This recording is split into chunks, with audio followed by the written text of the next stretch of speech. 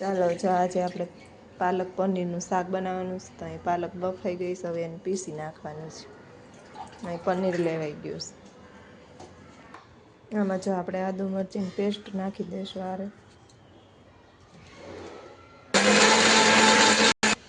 જો આપણે હવે ઝીણી પીછી લીધીશ.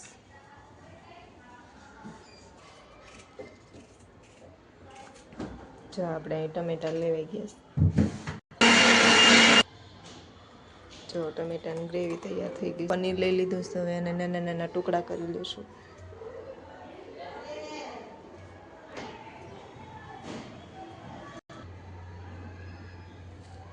ચાલો જો આપણે પનીરને તળી લઈશું.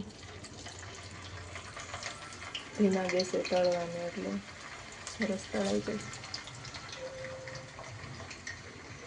જો આપણે હલાવી લઈશું. જો અહીં આપણે પનીર તળાઈને રેડી થઈ ગયું છે. થોડુંક તળાઈ ગયું છે. જો આપણે અહીં તેલ લઈ લીધું. ટમેટાની એવું ગ્રેવી કરશું. આદુ મરચાંની પેસ્ટ નાખી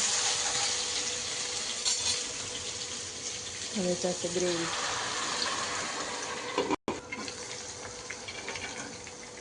એક ચમચી જેટલું મીઠું નાખશું. હવે આપણે પરાઠાનો લોટ બાંધી લેવી. રોટલીનો લોટ લીધો. થોડુંક મીઠું નાખશું. થોડાક કાળા તલ એડ કરશું. થોડુંક આખું જીરું નાખશું. હવે ધાણા નાખશું થોડાક. 2 ચમચી જેટલી આપણે મલાઈ નાખશું. મોણ માટે તેલ. હવે આ બધું મિક્સ કરીને પછી લોટ બાંધવાનો. હવે આપણે લોટ બાંધી લઈશું. નાખીને હવે આપણે આને કૂણવી લઈશું. આપણે અહીં લોટ બાંધીને રેડી થઈ ગયો. 10 મિનિટ જેટલો રાખશું. ચાલો જો પરોઠા વણવા માંડ્યા. આવી જાઓ બધા પરોઠા ખાવા.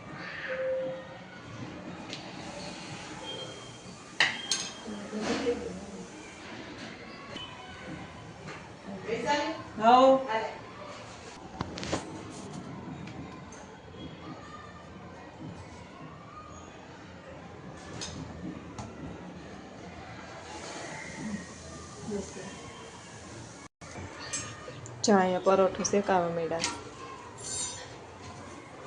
1-2 શેકાઈ ગયા.